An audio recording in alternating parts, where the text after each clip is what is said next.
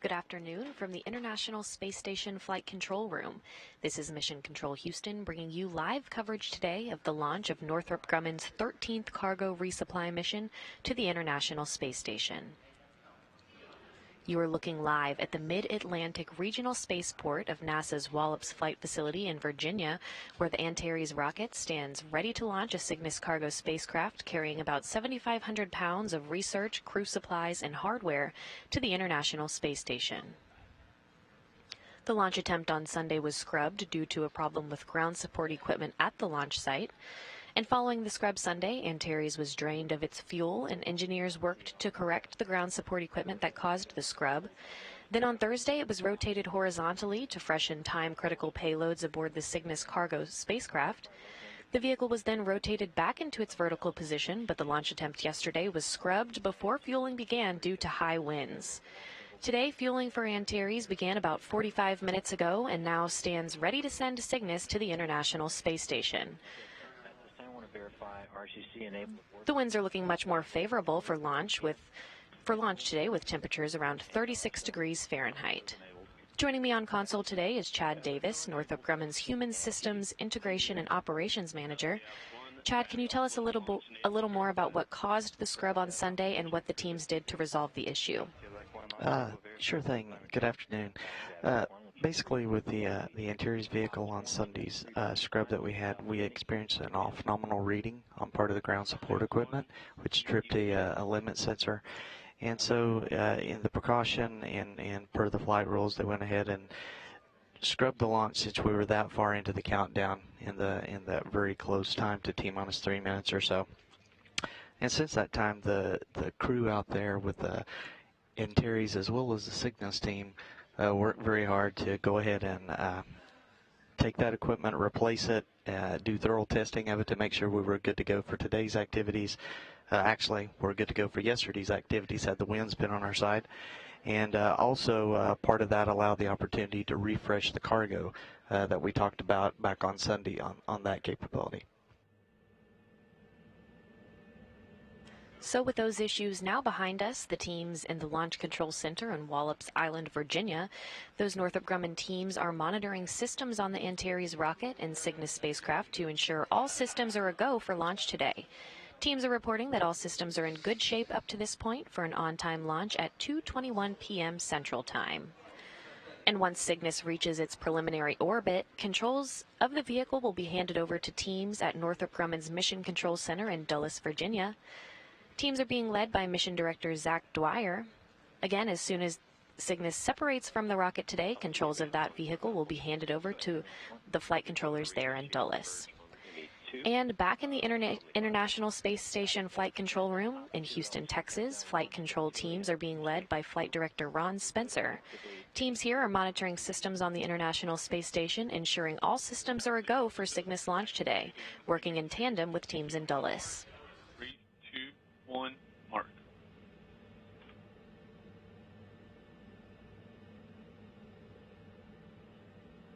And I copied that. Cygnus will arrive to the International Space Station after a 3-day journey on Tuesday, February 18th, where it will be installed on the Unity module's Earth-facing port. NASA's flight engineer Drew Morgan will use the Canadarm2 robotic arm to grapple the Cygnus spacecraft, backed up by Jessica Meir of NASA. Once the astronauts have captured the vehicle, they'll turn controls back over to teams here on the ground in Mission Control Houston, where the robotics officer will use the Canadarm2 to reposition the spacecraft and bring it toward the Unity module to install it to the International Space Station. Cygnus will remain attached to the station until May 11th, when it will depart the orbiting laboratory and complete some satellite deployments and additional objectives before disposing of several tons of trash during a fiery reentry into the Earth's atmosphere on May 25th.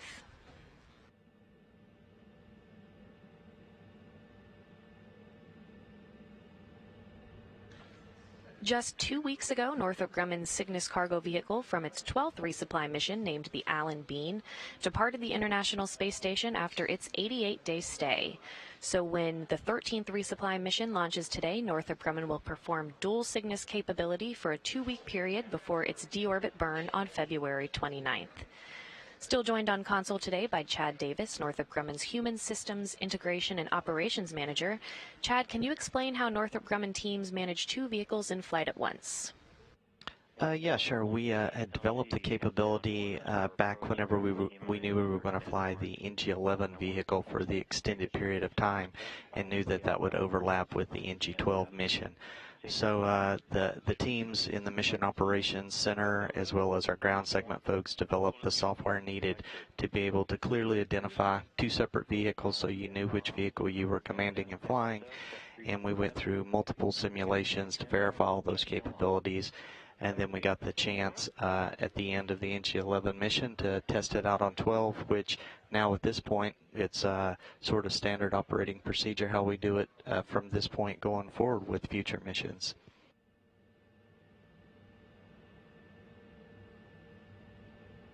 And each Cygnus spacecraft is named after influential individuals in the world of spaceflight, and the Cygnus spacecraft for this space station resupply mission is dedicated to U.S. Air Force Major Robert Lawrence, who was the first African-American astronaut selected by any program specifically chosen for the Air Force's Manned Orbital Laboratory program in June of 1967.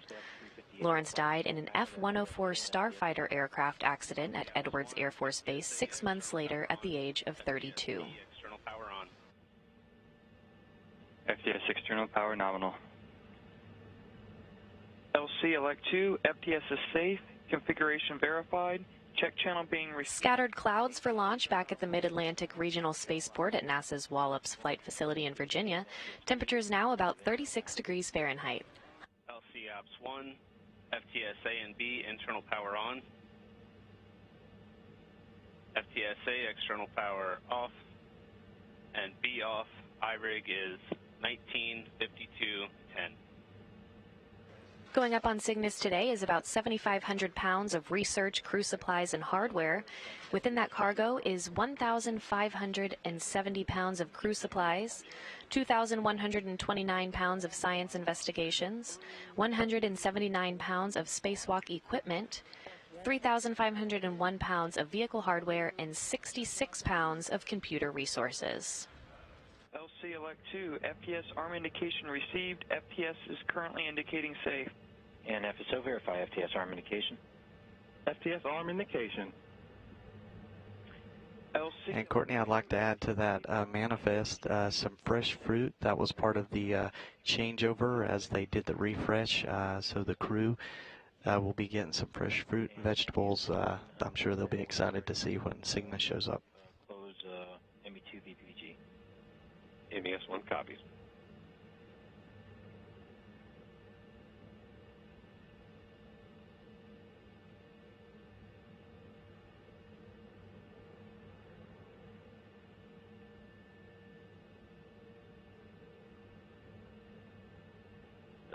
Now about 27 minutes and 30 seconds from launch today. All systems are still on track for an on-time launch today at 2:21 p.m. Central Time, 3:21 p.m. Eastern.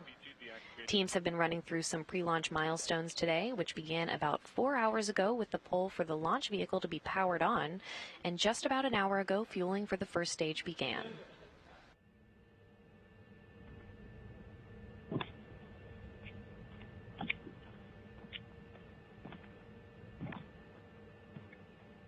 There have also been various checks between flight controllers here in Houston and Dulles, Virginia, to ensure everything is on track for an on-time launch today. Again, still on track for that launch, set to start at 2:21 p.m. Central Time, 3:21 p.m. Eastern.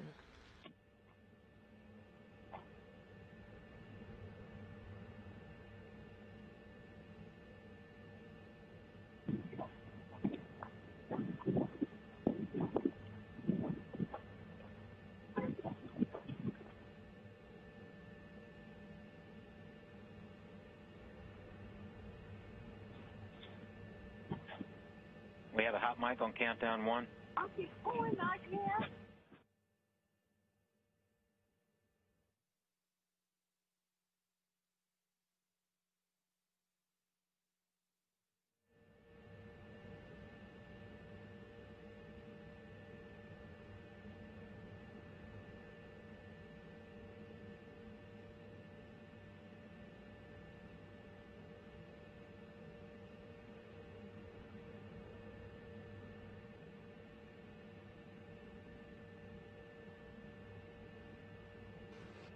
Some upcoming milestones. About 12 minutes from launch, flight controllers will conduct a poll to proceed with the final launch countdown.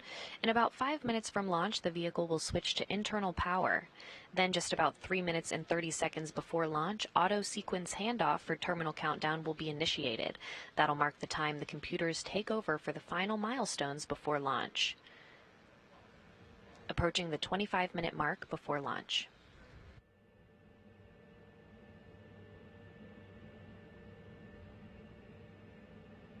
And launch team LC, countdown 1, currently at T-minus 25 minutes and counting. And Prop 2 want to proceed with step 367 at this time. You go to place OCCS into SAC mode, pause the HSS ASC. Prop 2 copies.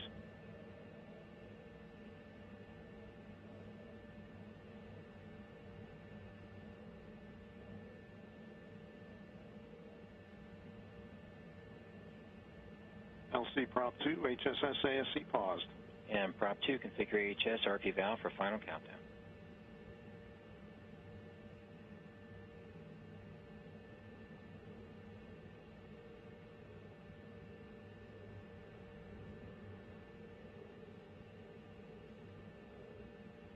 LC Prop 2, 8021 opened.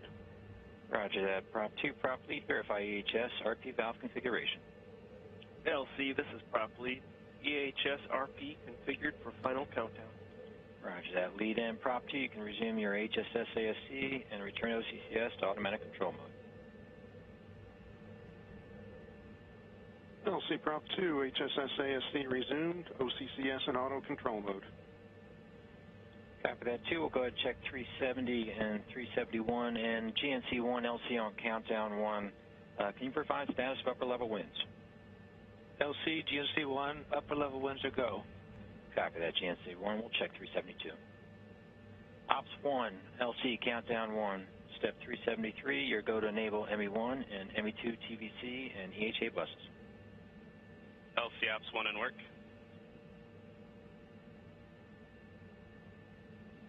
LC Ops 1, TVC and EHA buses enabled.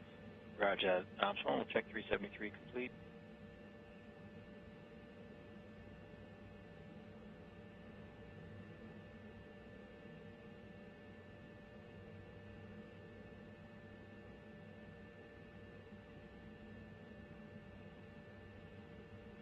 Site control LC, countdown 1. Site control, go ahead. Yeah, let's press with step 374, arm tel for rapid retract. Copy that in work.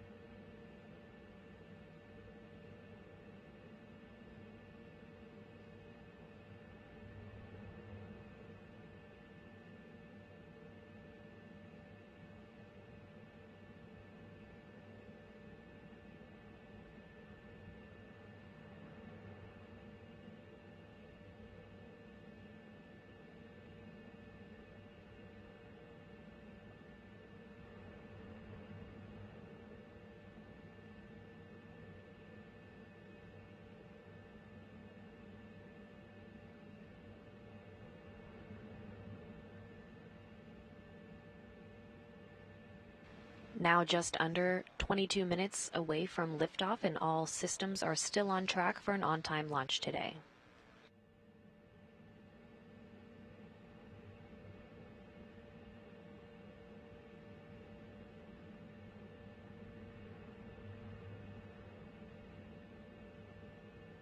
And launch team, be advised, we are going to be waiving a constraint here. We'll get that briefed out in just a minute. At this time, I actually want to get a readiness for recalibration of engine pressure sensors. It's step 376, MES1.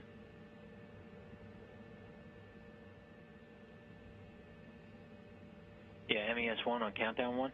MES1, countdown 1. Yeah, MES1, I'd like to go ahead and get a recal of the engine pressure sensors. Are you ready for that? Yeah, we're go for that. EHS1? EHS1 is go.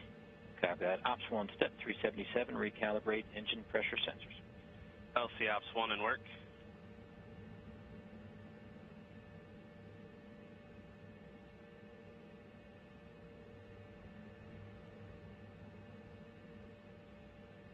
LC Ops 1, engine pressure sensors recalibrated and ready for flight. Copy that, Ops 1. Check 377 complete. And Ops 1, let's proceed with step 378, activate arm enable. LC Ops 1, arm enable rotated, arm enable illuminated. And arm stage 1 controller ODM. Stage 1 controller ODM armed.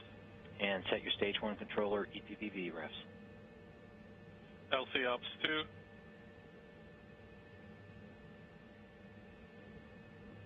Stage 1 controller EPPV refs set. Copy Ops 2, check 378, 379, 380 launch team. We've just passed our T-minus 20-minute mark and counting. We are going to be briefing out a waiver here in just a minute. I believe we have our management concurrence.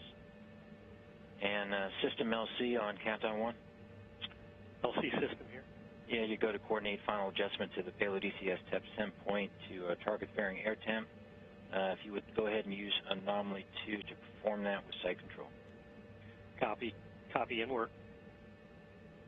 LC, this is site control. Step 374 is complete. Do that, site control.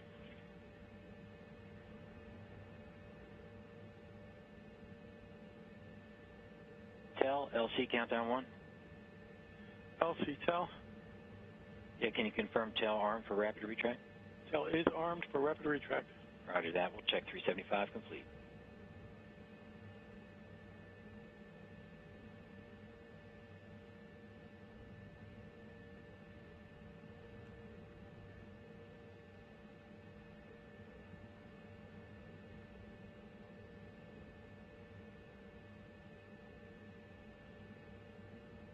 LC system, countdown 1. Go ahead, system. Yeah, step 381 complete. Copy that. We'll check 381 complete. And launch team, that does complete all of our steps in our propellant loading operations, currently at the start of our propellant top-off.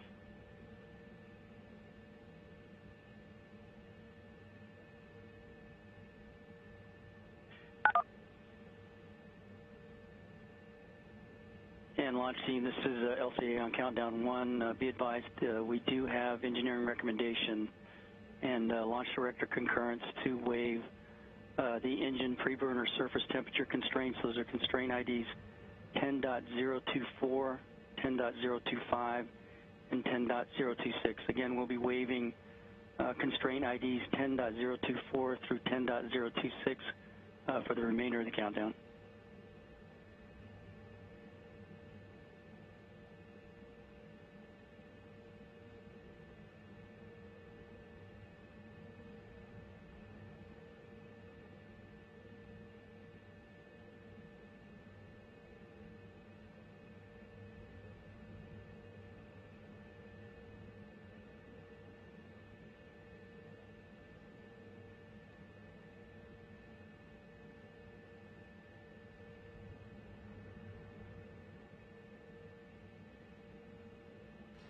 Now 17 minutes from liftoff, and all systems are still a go for an on-time launch today at 2:21 p.m. Central Time.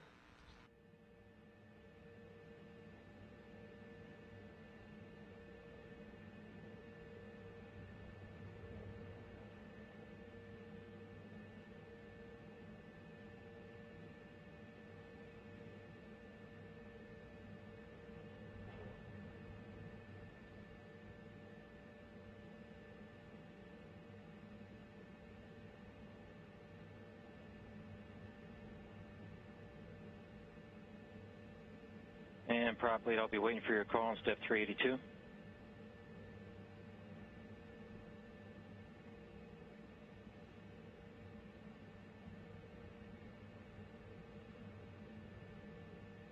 LC, this is prop lead. Go ahead, prop lead. Yes. F1 N level is 11. Copy that. Core 1, provide recommendation to F1 N level. LC, standby. Cygnus, CMD, LC, countdown 1. CMD. You go to transfer Cygnus to internal power and report when complete. In work.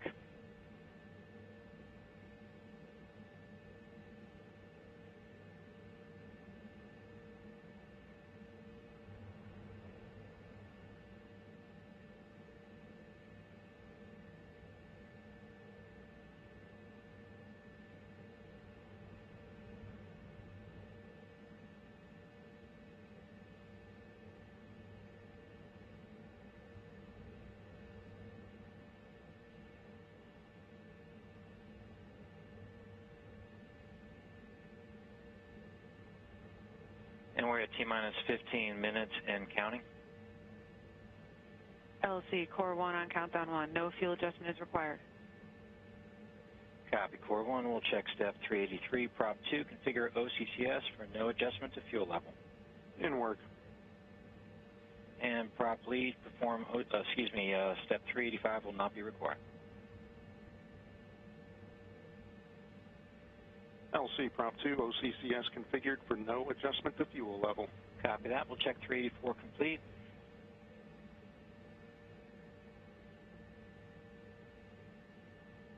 And launch team, we're about 2 minutes away for our final poll. We'll proceed with our final countdown today. Ops 2, LC, countdown 1. Go ahead, LC. Let's go ahead and initiate step 387. You can initiate FIV position override. Override complete. Copy that, Ops 2. We'll check 387 complete.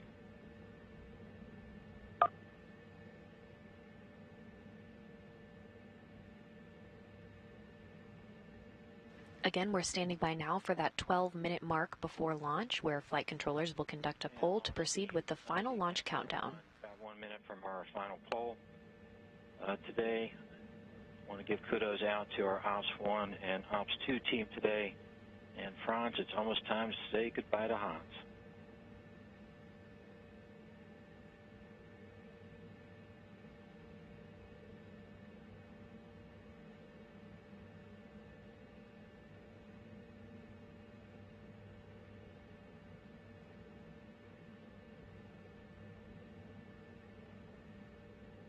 And CMD, do you have status on internal power? Yes, we're on internal power nominal. Copy that, CMD. We'll check 386.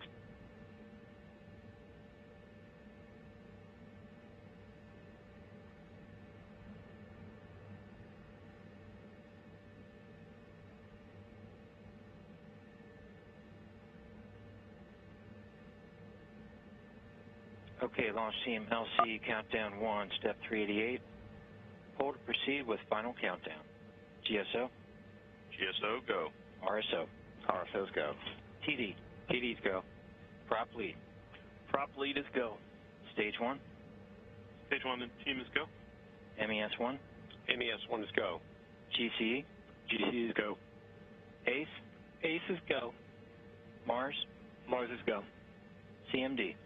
CMD is go. LD? LD is go. And NG? In honor of Major Robert Lawrence, whose courage and sacrifice in the name of space exploration will inspire generations of people from all backgrounds to reach for the stars, Northrop Grumman is go. And I copy that, NG. We'll go to proceed with final countdown.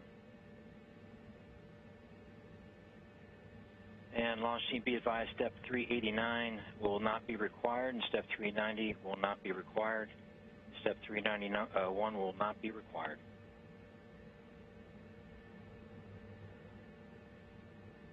You just heard the poll to proceed with the final countdown to launch, and all teams are a go.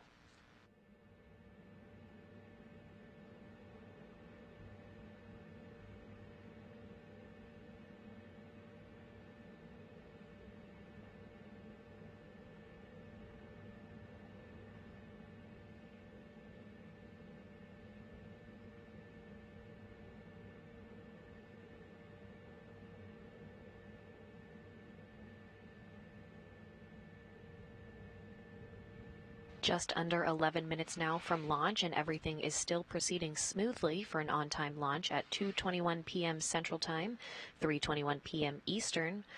Once we get to that launch time, the first thing that will occur is the Stage 1 ignition, and you'll see liftoff just a few seconds after that. And those two main engines will burn for about 3 minutes and 28 seconds before cutting off, and Stage 1 will separate. Cygnus will coast for a bit until fairing separation, when the external cover that protects the spacecraft during launch will separate. Countdown 1, we're going to go ahead and perform the main engine FIV opening checklist. You are go to proceed on steps Q1, Q2, and Q3. And Alpha copies. Opening VZD on my mark.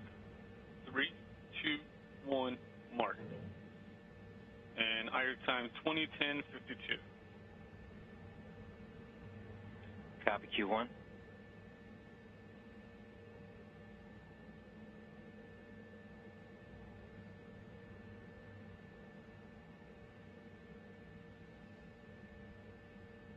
The interstage adapter that connects the first and second stages will separate at 4 minutes and 14 seconds into flight before Stage 2 ignition, which is a solid rocket fuel that will burn for 2 minutes and 43 seconds.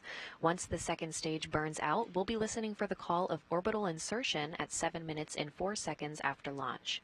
The vehicle will coast for 2 minutes before Cygnus separation at 9 minutes and 4 seconds after liftoff. At the time of launch, the International Space Station will be flying 258 statute miles over the Western Pacific. Then solar array deploy is expected to occur just about an hour and 19 minutes after launch. And Ops 1 LC, countdown 1. Go ahead, LC. Yeah, let's kick off step 392. You go to enable your ACS VDMs. LC Ops 1, ACS VDMs, internal power on. How do you turn it on speaker?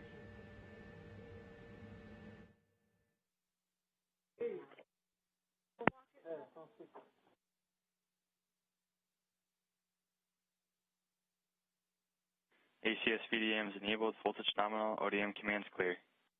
Copy that, Elec 1. We'll check 392 and 393.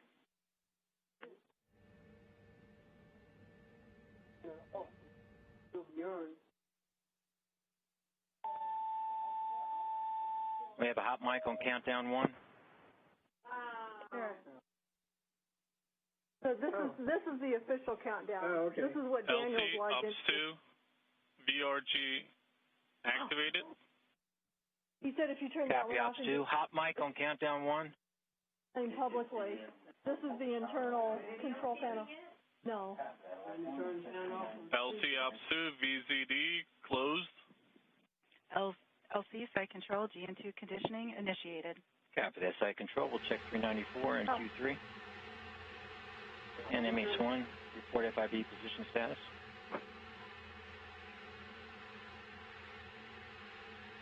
LC MES1, FIB is indicating open. Okay, copy that, MES1. Yeah. And Ops 2, you go for Q5, deactivate BRG. Yeah, I turned it off. We're just here looking. BRG deactivated. Copy all. That completes our main engine FIB opening checklist. Okay, we turned it on. Yeah, we did. We hung up.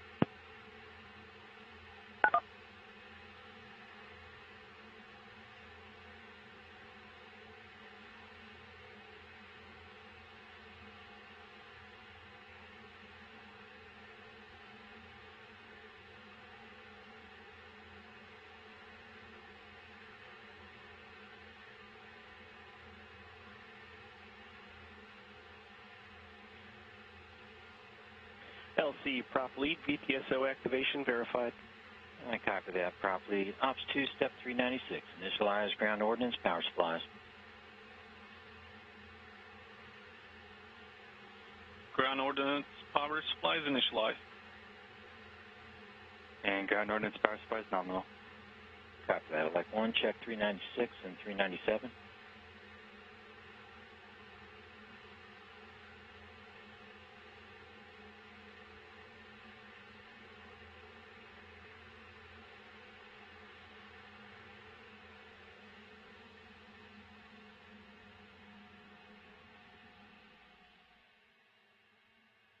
LC site control, AFBA ECS transfer to GN2 confirmed.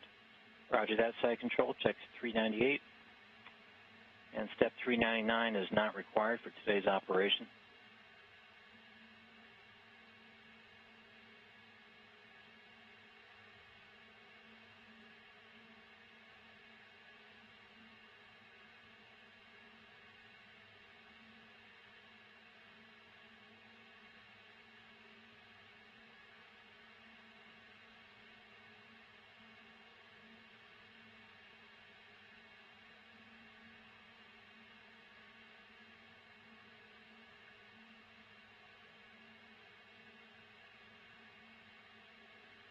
And launch team, we're at T-minus 5 minutes and counting.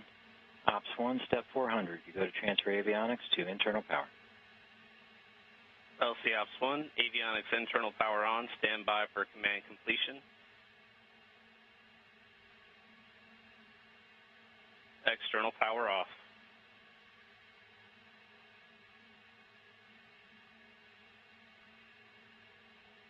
And LC Elec 1, internal power is nominal.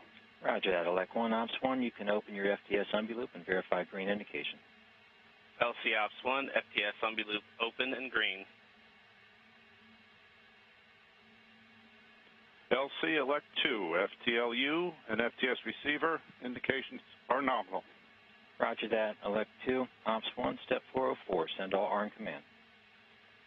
LC Ops 1, all ARM command sent. LC Elec 1, SNEs, ODMs all armed. Copy, Elec 1, we're at T-minus 4 minutes and counting. NASA TD, report range status. Range is green. Roger that, TD, range is green. And launch team, be advised, step 407 will not be required for today's operation.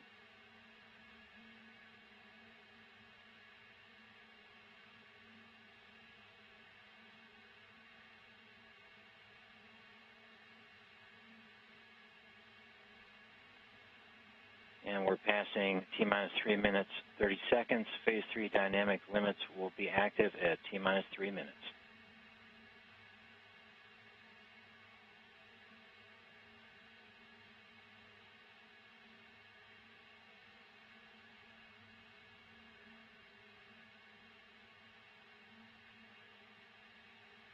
FC commanded to flight mode.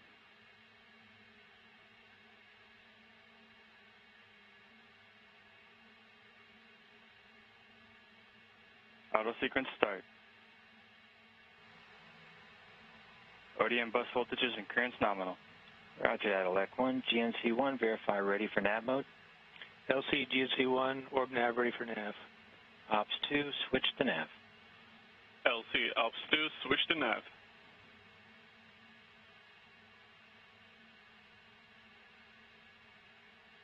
LC GNC 1, orb nav telemetry verified. Roger that, GNC 1, check 415.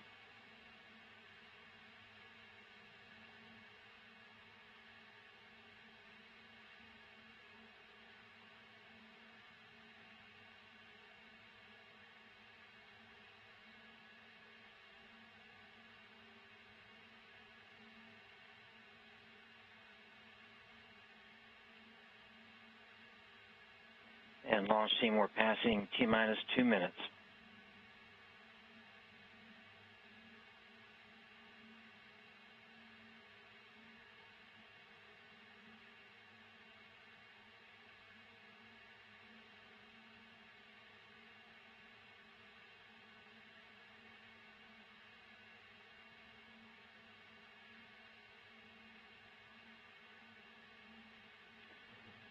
And T-minus 1 minute, 30 seconds. Mark.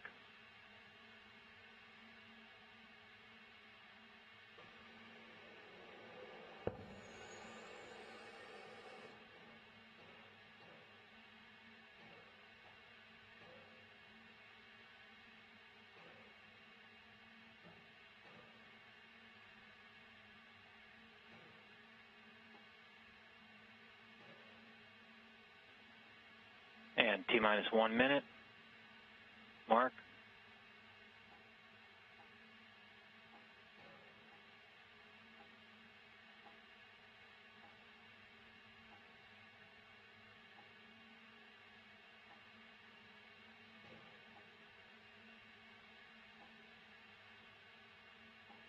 "40 seconds until liftoff."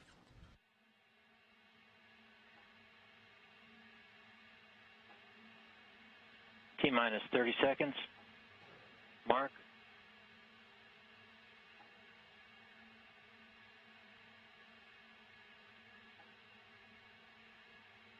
"20 seconds till liftoff."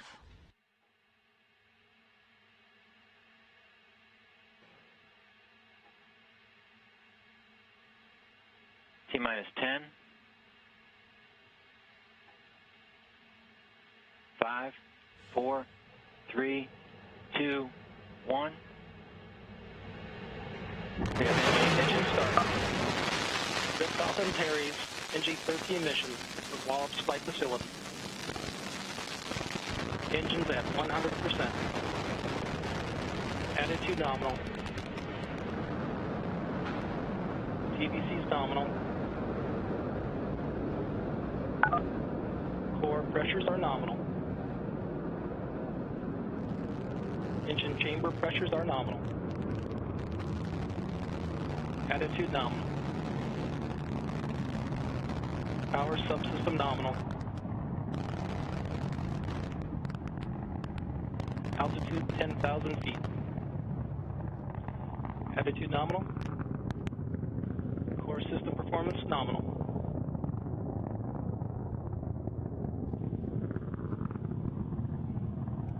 Engine and TVC systems nominal. Velocity 1,100 feet per second. Attitude continues nominal.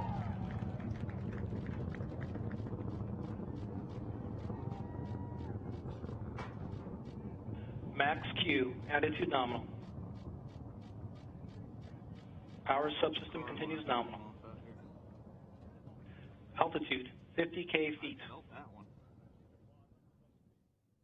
Engine steady 100%. Core VNG3 activated. Attitude nominal. 3,000 feet per second. Attitude nominal. Coming up on 2 minutes into the flight, they've passed maximum dynamic pressure on the vehicle. Engine and TVC system remains nominal. 100,000 feet altitude. 2 minutes into flight.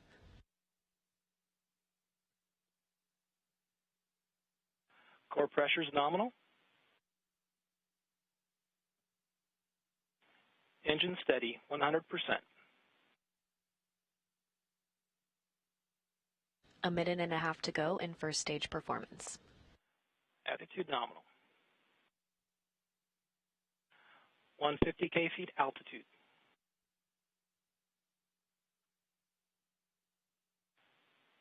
Engine steady, pressures nominal.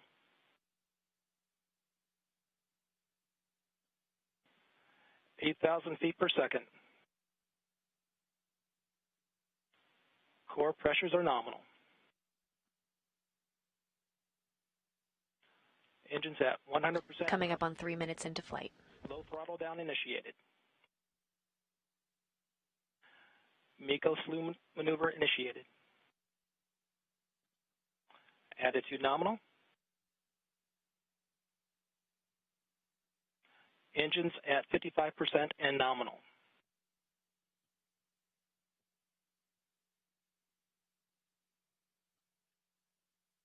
$14,000 feet per second. Main engine cutoff. Main engine cutoff confirmed. Standing by for stage 1 separation. Upper ACS enabled. Stage 1 SEP. Stage 1 separation confirmed. The next milestone is fairing separation, which will come in about 40 seconds. Altitude 100 kilometers.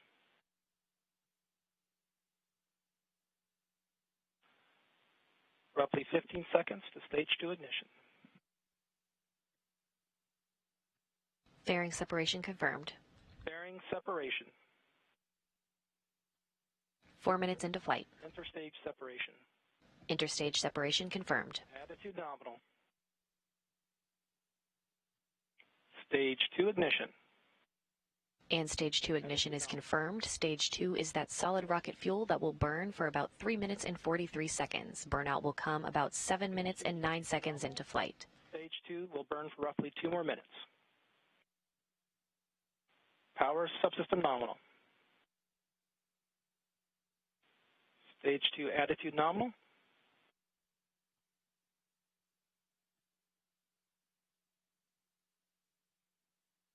Stage 2 TVC system performance nominal. Power subsystems continue nominal.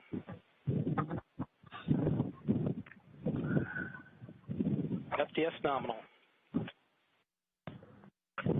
FTS.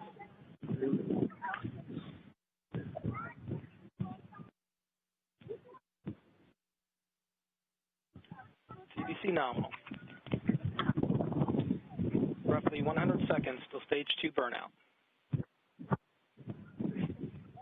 2 sekundy. To už na prvý stupeň. Vehicle systems nominal.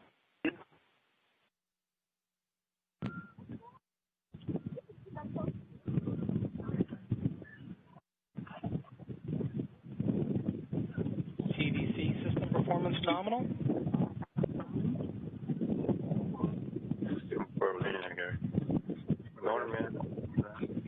Attitude nominal. Roughly 1 minute to stage 2 burnout.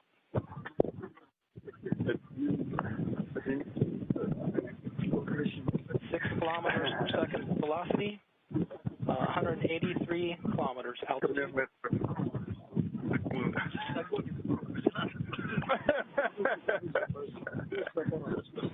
Hot mic on countdown 1. Hot mic. Vehicle performance nominal. Good attitude. Good power subsystems.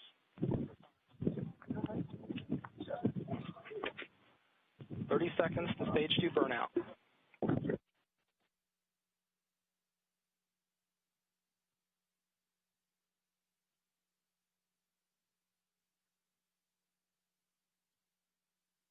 System continues to perform nominally, heading into burnout.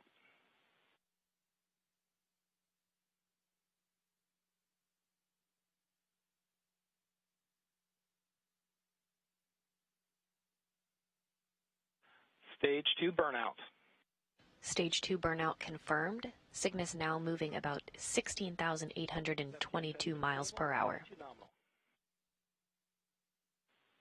ACS enabled.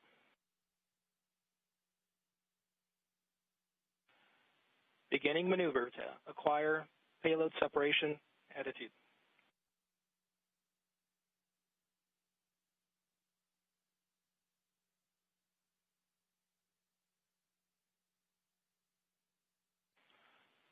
Power nominal. The vehicle will continue to coast until conditions are met for payload separation.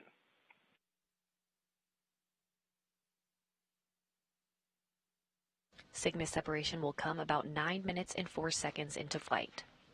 Attitude nominal, roughly 1 minute to payload separation.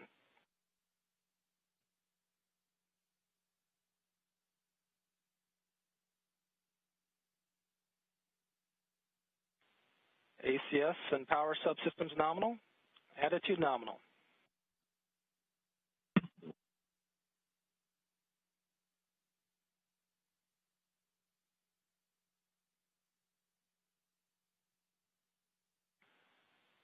Altitude, 197 kilometers. 30 seconds to payload separation.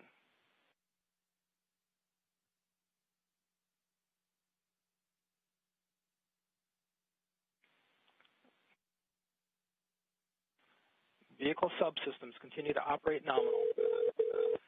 Roughly 15 seconds to payload separation.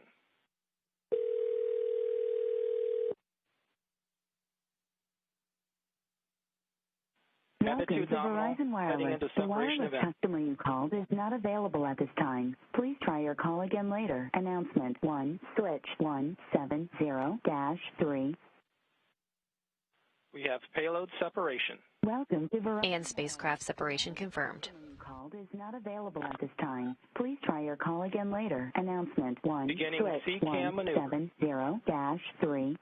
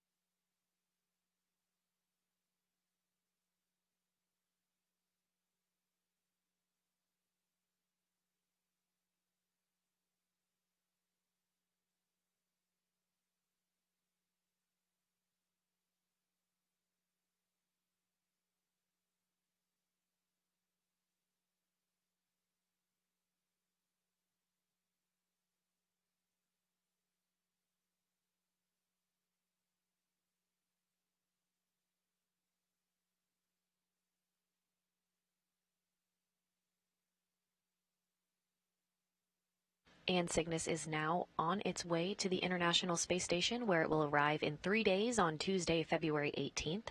I'm still joined on console here by Chad Davis of Northrop Grumman.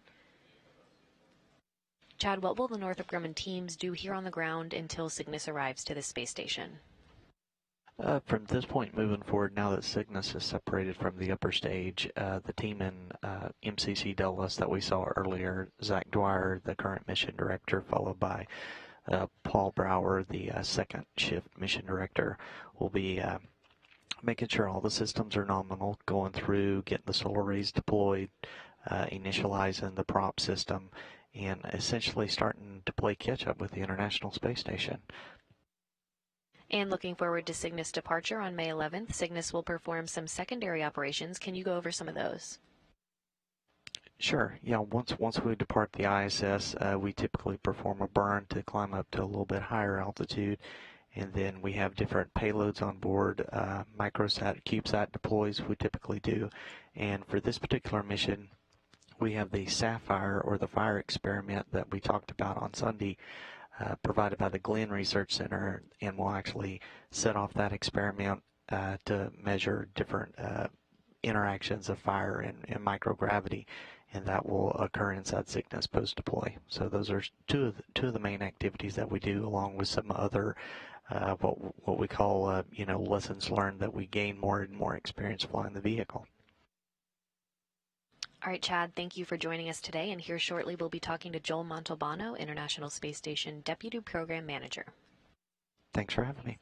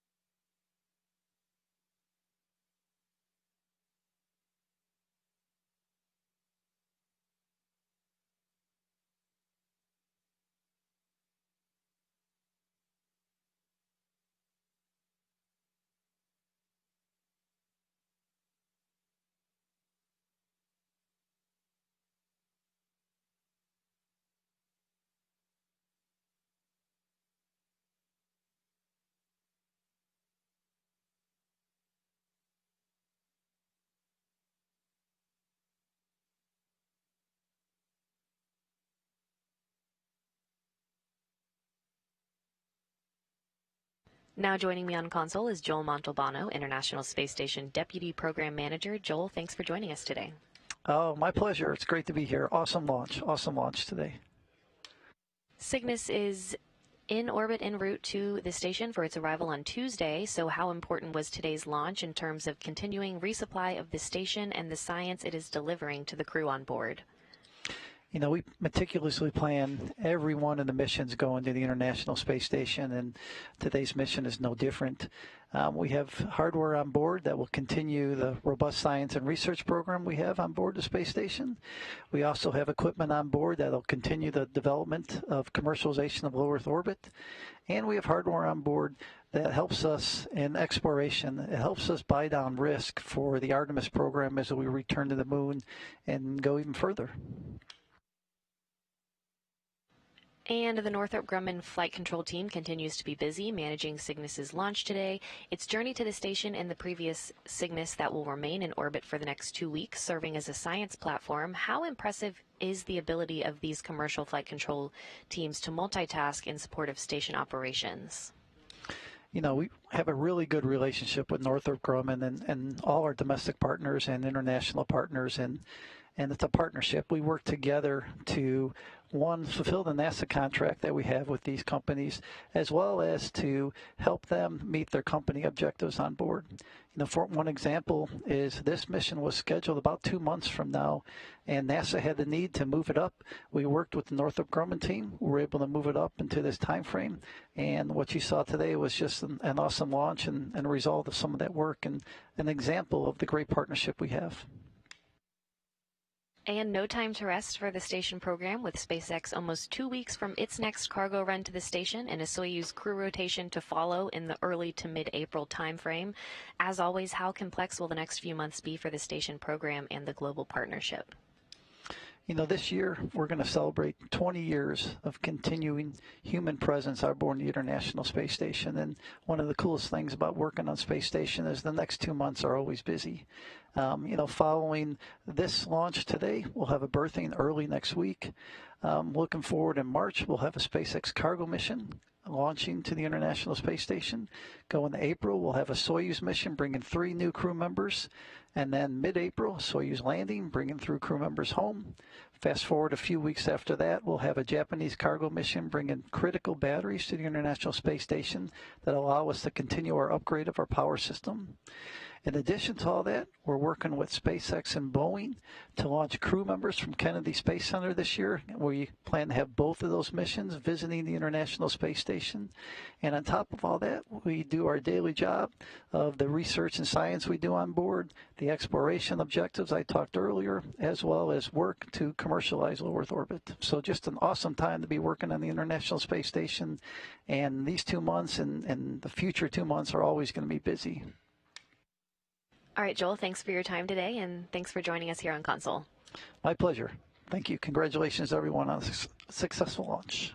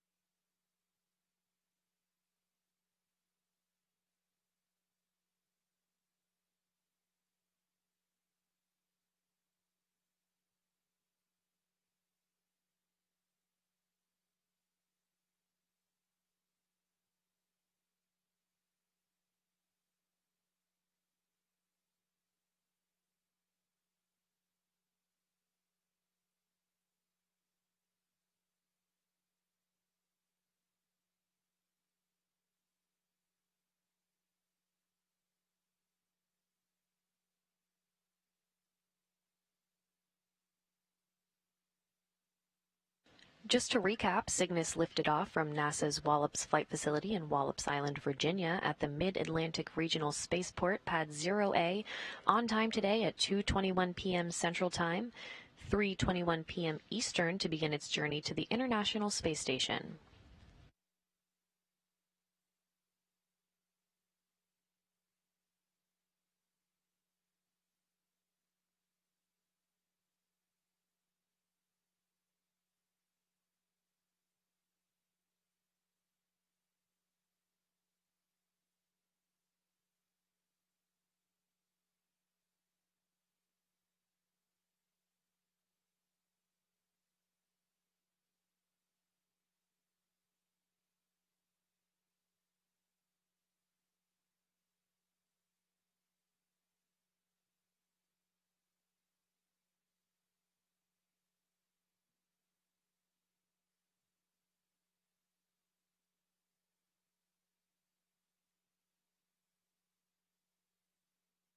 So again, Cygnus lifted off from NASA's Wallops Flight Facility in Wallops Island, Virginia at the Mid-Atlantic Regional Spaceport, Pad 0A, on time at 2:21 p.m. Central Time, 3:21 p.m. Eastern to begin its journey to the International Space Station, where it will deliver about 7,500 pounds of research, crew supplies, and hardware.